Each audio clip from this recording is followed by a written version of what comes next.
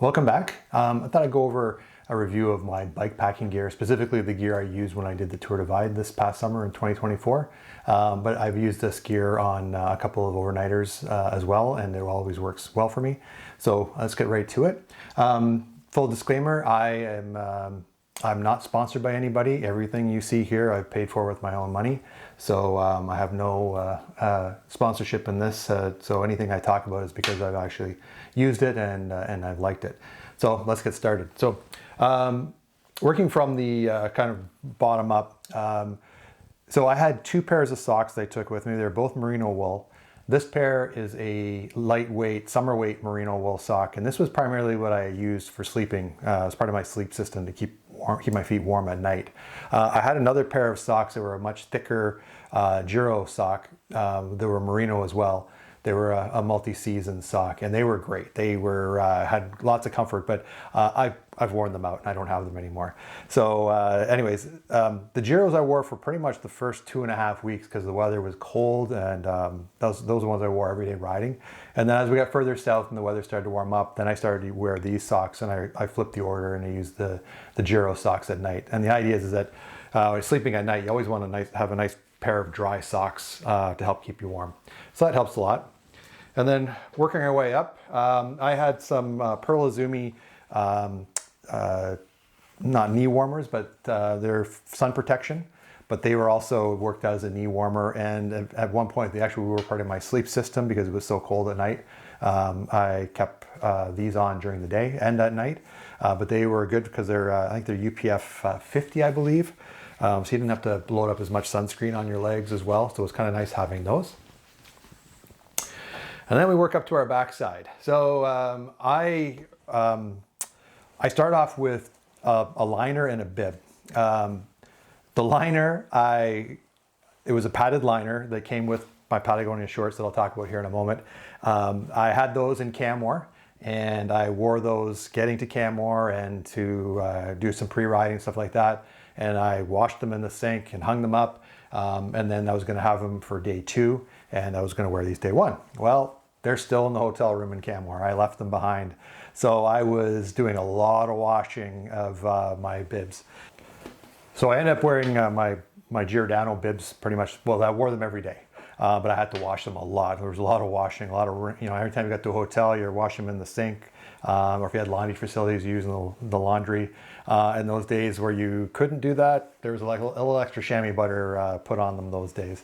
But I like these. I've been wearing them so long that they fit me well, and they, my undercarriage is already broken in for wearing these, so they worked really well. And I was mentioning the liner for the Patagonia shorts. So I have these Patagonia Landfarer, I think they're called. And I love these things. These are great baggies, and they're not really that baggy. They fit pretty slim.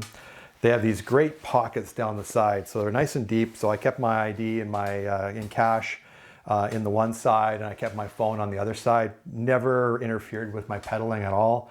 Never felt bunched up, never felt restricted. And if you do have the liners, they have a really nice hook system to keep the liners in place so they don't move around. So I love these things, and I saw them on sale at Dismount here in Toronto, and I might actually go order another pair just to make sure I have them in my kit. And then moving my way up, I have a merino wool base layer. This is a summer weight icebreaker merino base layer. This was intended to be part of my sleep system. So I wasn't planning on wearing this during the day because I didn't expect it to be as cold as it was.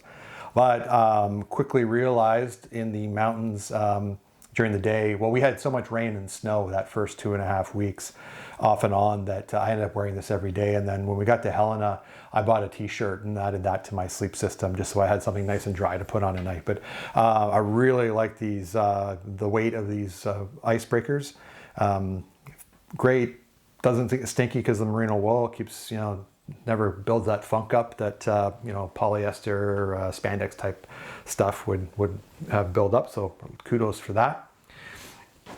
I also didn't get to wear this much. I had a summer weight jersey that I went from extreme cold to extreme heat. So I switched to wearing this. and I'll explain that in a moment. In the layering of things, I also had a Giordano wind vest. And this is, I actually didn't wear this on top of my stuff. I wore this just as another layer because if you've watched my previous videos, it was really cold that first week, week and a half. And this just, it's another layer of protection on your core to keep you warm. Really came in handy. Then on top of that, I had a 7 mesh jersey. And I'm going to go into this in more detail at the end of the video because this is my #1 piece of gear and I want to go over that and give it its proper due because it's really a great a jersey. I had a pair of, for rain pants, I had a pair of, or this set of Eddie Bauer rain pants. Got them on a really good deal on them. They're a medium, but they're a very generous medium. They're not really a cycling fit. But because they were generous in their size, it was pretty easy to pedal in them. But they were probably a little bit too big for me. And yeah, one day I might splurge and actually get something that's a little more cycling specific. But they did the job. They kept my legs dry and warm on those rainy days. So it was really great having those. The next part of my system was over my shoulder here on my right. This is a Decathlon down jacket or down sweater, I think they call it, because it's one of their lightweight ones. It'll pack up into a pocket. I bought this 2 years ago. I paid, I think, $75. It was on sale at Decathlon. I think it's $100 now. This is probably the best value in a down jacket you're going to find. I know there's Patagonia has the Nano Puff and those things, and I'd love to have one. But if you have to choose your items when this stuff isn't cheap. Doing some bike packing, some of the equipment. This is an area where you can you get a really good value for your dollar on that. So I wore that pretty much nonstop for 2.5 weeks, and it became part of my sleep system. On the 4th of July. We woke up and it was -8 Celsius, and I had that on during the night in my sleeping bag to help give it a little bit more capacity. And then on my left shoulder here is a North Face rain jacket, and it's a great jacket. It stood up really well, but everything has its limit. Even some of the other higher end gear that was out there, we had so much rain and snow that there's a limit to what your rain gear can stand up to, but this did a great job. I liked it because I also like the color of it because it's not in your face orange, but it's not a dark color. So if you were to have an accident or something like that and to find you at night, or even just riding down the road, having the orange jacket just stands out a little bit more than a dark colored jacket. So that was good to have. And then continuing to move up, I had a 7 mesh merino wool buff to keep my neck warm, and also I wore this right down into the Colorado Basin, even in the heat. It didn't tend to overheat me wearing this, at least until I got this hoodie. Worked really great. Never builds up a funk. You can also, in a pinch, you can pull it over your head and use it as a head warmer. Keep your ears warm. Really great piece of gear. Pretty inexpensive. I think I paid $20 Canadian for it when I got it. Really great piece of gear. Underneath my helmet, on the warm days, I always wore a cycling cap because, as you can tell, I'm kind of fair-haired and fair-skinned. Get sunburned, so I would always wear a cycling cap. So I have this kLite one that I got with my lights when I bought them, and it was great. Wore that pretty much every day. Liked that a lot. Moving back over to arm warmers. I didn't take arm warmers with me, but I did take the sun sleeves that Pearl Izumi has as well. These were great. I actually lost weight. These are a large, and when I first got them, they fit me just fine. But as I lost weight on the Tour Divide, I ended up having to put some stitching into the sleeves to tighten them up, to keep them up. But that's not the fault of the sun sleeves. That was just the fault of me having the wrong size to begin with. But these are great because you don't have to load up sunscreen, considering you're out there on the entire day out in the open, exposed to the sun. So it's good to have these to protect your skin. Also for the cold weather, I didn't take a proper cycling cap for cold weather. I had a beanie with me that I used as part of my sleep system, and my thought was if it got cold enough, I would put this under my helmet. And I did have to do that a couple times. But you know, it serves more than one purpose, and that was all my gear. I try to make sure it serves at least more than one purpose, so that if you're going to carry it and carry the weight, it is a good value to you. Moving over to gloves, I have the Perlizumi Elevate gloves. These are, I've different versions of these over the years, but I like these. I like the full finger gloves. There's no padding in them, and this was a tip I got off of a long distance rider years ago, that if you have padded gloves and you get tingling in your fingers or nerve pain and stuff like that in your fingers, if you have padded gloves, even if you change your hand position, the pressure is always at the same point. So I stopped using padded gloves years ago. These don't have any padding in them, and they're great. They protect your fingers. They're good for fall weather that's not too cold. They're summer weight, but they also give you a little bit extra protection, and they also keep the sun off your fingers, which is good. I had two disappointing purchases of gear that I took with me. These gloves, they had a good review on Amazon. They're supposed to be a cold weather glove, good to around -10 Celsius. They weren't. They were terrible. I don't even know why I brought them home. Should have thrown them out because they were terrible. And the same went for a pair of waterproof socks that I had got off of Amazon as well that had really good reviews. They just were terrible. I wore them one day, and feet got wet, feet got cold, and they just were not good enough for the conditions. So I threw those out. All right, moving on to footwear. So I have a pair of Perlizumi Alpine X, like their Alpine X Summit, I think is the actual model. I still see them on their website, so they're still able to get them. I've had these for about 2 years now.